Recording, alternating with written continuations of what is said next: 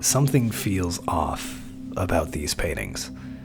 It has nothing to do with the art itself. There's nothing in them that is obviously upsetting or unnerving in any way. They are perfectly normal pieces of art, ones that display totally unremarkable scenes. A tranquil moment upon a lake's shores, a quiet town on a calm winter's day, or a solitary moment in an artist's studio. They are moments of peace, moments of isolation.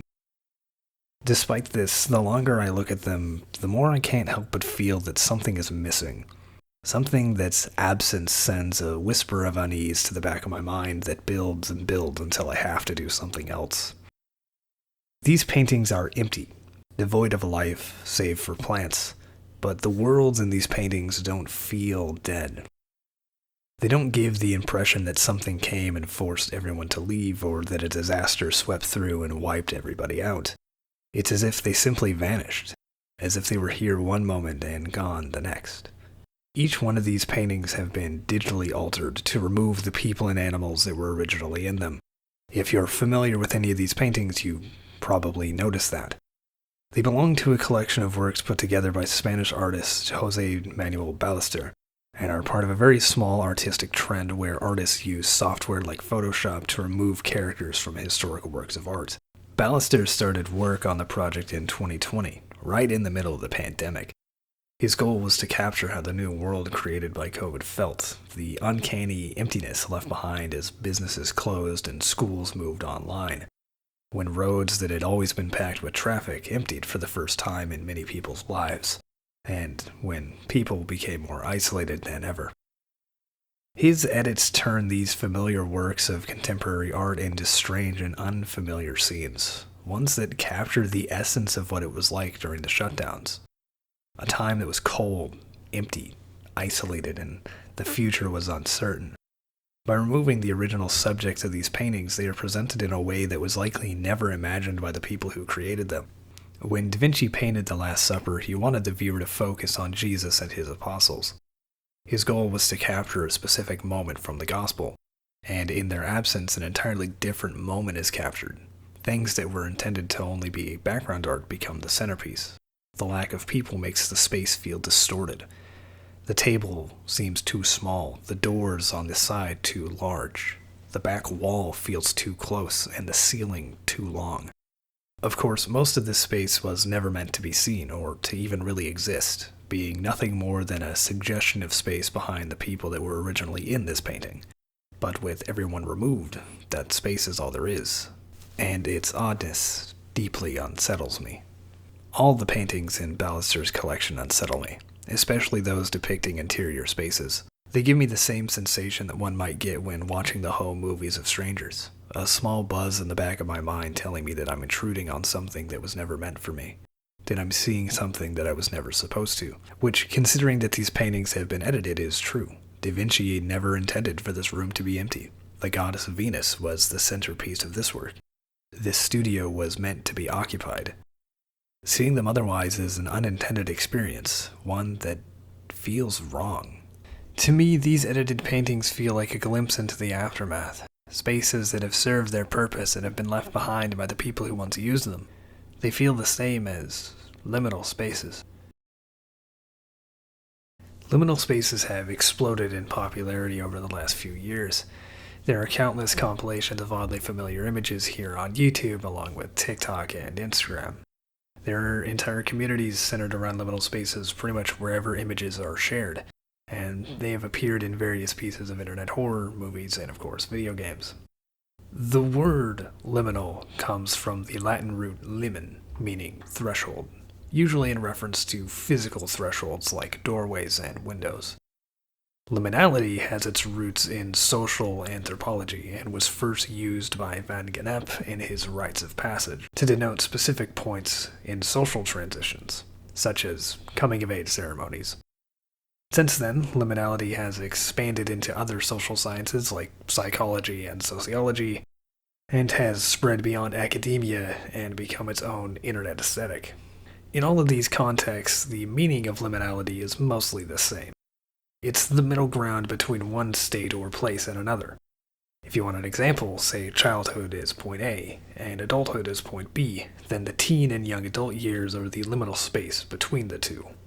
The trend of online liminal spaces apply this theme of transition to physical places, like hallways, stairwells, waiting rooms, airports, and train stations. Places that are made to be passed through, only occupied briefly as we make our way to our destinations. Liminal spaces are more than just transitional spaces, though. They are places where reality just does not feel right. For whatever reason, they feel unnatural and otherworldly, like they've been altered in some way to no longer smoothly slot into our reality. They are places like empty school hallways after classes have ended, or parks in the middle of the night, empty airports and shopping malls long after hours. They are seemingly contradictory places. Places we've never seen before but are still familiar. They are images that are nostalgic and comforting, yet are unsettling at the same time. Context is the lens through which we define our experiences. It's the thing that differentiates what we consider normal and what we might find off-putting.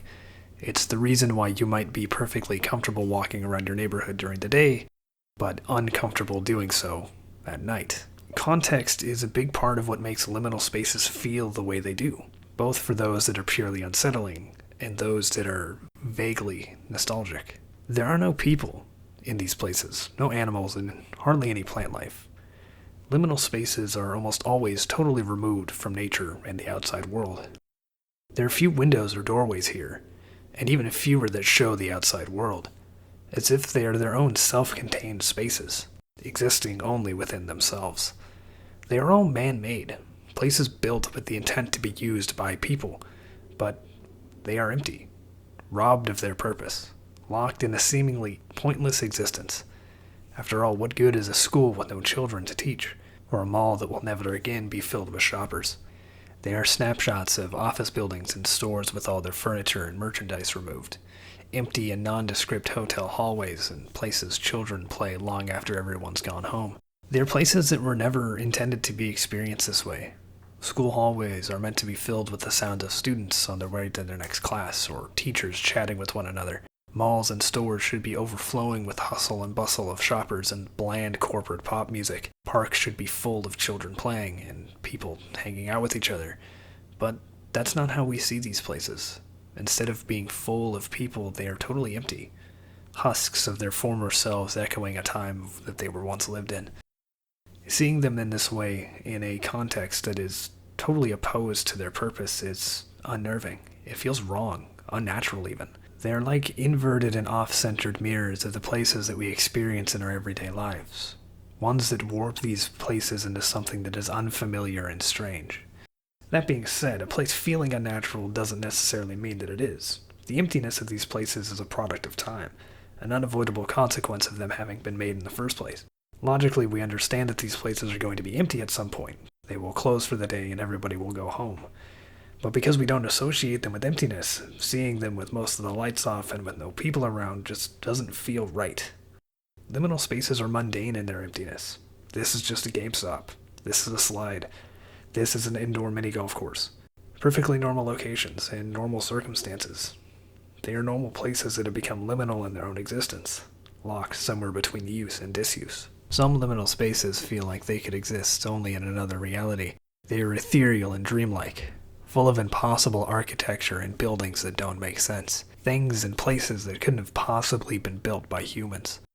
They seem at first to have no purpose at all. They are full of contradictions and nonsensical designs, and places that stretch on forever. They are doors to other worlds, standing alone and disconnected from any other structure. Neighborhoods that repeat on and on forever. Slides that descend down into the abyss, and homes that float in the sky. They are different from other classical liminal spaces. They are vast and unending, stretching on eternally. They are non-spaces and non-places that shouldn't exist at all. There's an odd comfort in these images, a vague and hard-to-place feeling akin to nostalgia. They feel like places I could have visited in a half-fated dream. Others feel snatched from a memory on the verge of being forgotten. They are often low quality and cloaked in the film grain of early digital cameras. It's as if they could have been pulled from any number of 20-year-old memory cards. even if the photos themselves aren't that old. They are almost plucked out of time, frozen stills of places left behind by society. They are old arcades, bowling alleys, empty shopping malls, and roller rinks decked out in decor that was already 10 years out of date during the early 2000s. They are places from our childhoods, ones that we can never return to. There are hundreds of compilations of vaguely familiar images on YouTube alone. These strangely familiar places are by far the most popular form of liminal space, and they are one of the main reasons why they become so popular. These places feel familiar because, well, we've been to these places before. If not physically, then in spirit through media like movies and TV. They speak to an almost universal cultural experience for those who grew up in the early 2000s. Obviously, we haven't experienced these exact places. You probably haven't been to this specific hotel. But you have probably been to one like it, or have seen one similar. The concept of the space is familiar, even if the literal space is not. You likely remember visiting places like this, or like this, when you were growing up. Many people have spent a night or two in some hotel with hallways just like this, or remember visiting a pool like this one as a kid, or maybe they stopped by a gas station like this during a summer road trip.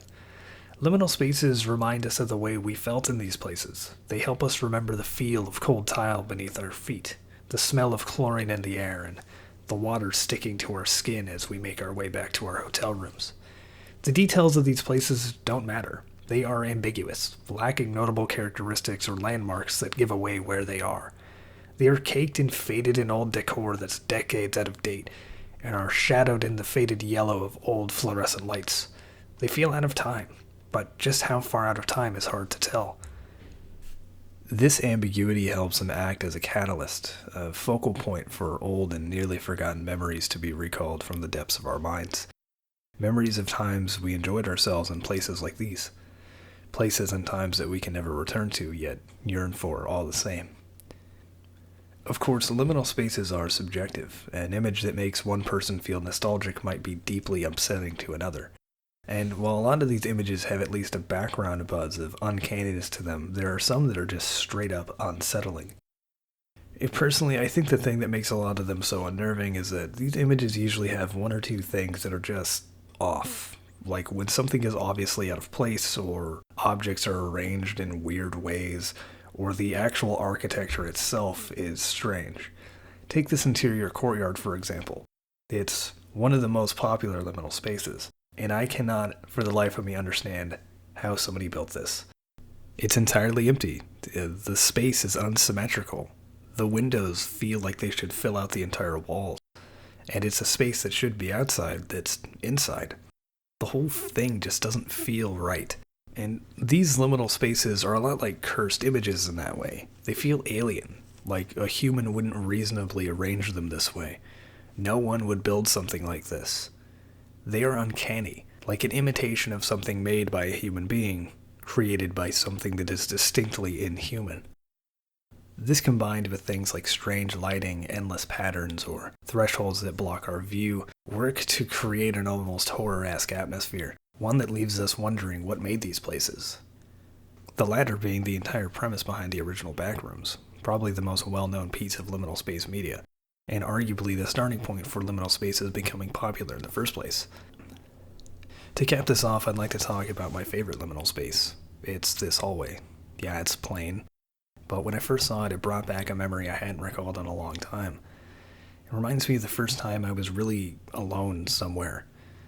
I was pretty young, I hadn't started school yet, and I ended up alone in my town's high school. And I can vividly recall how long and imposing the hallways looked, seeming to stretch on forever, how impossibly tall the lockers seemed, the door handles I had to tiptoe to reach, the sounds of my shoes squeaking as they walked. It was the first time I was alone somewhere that wasn't my own house, and it was equal parts amazing to me and terrifying. It was a grand contradiction of an experience. To me, that defines liminal spaces. Contradictions. The familiar and unfamiliar. The nostalgic and unsettling. Places that don't exist, but we've overstayed our welcome in. Where all we can do is move on. Places where all there is to do is leave. Thanks for watching. Until next time.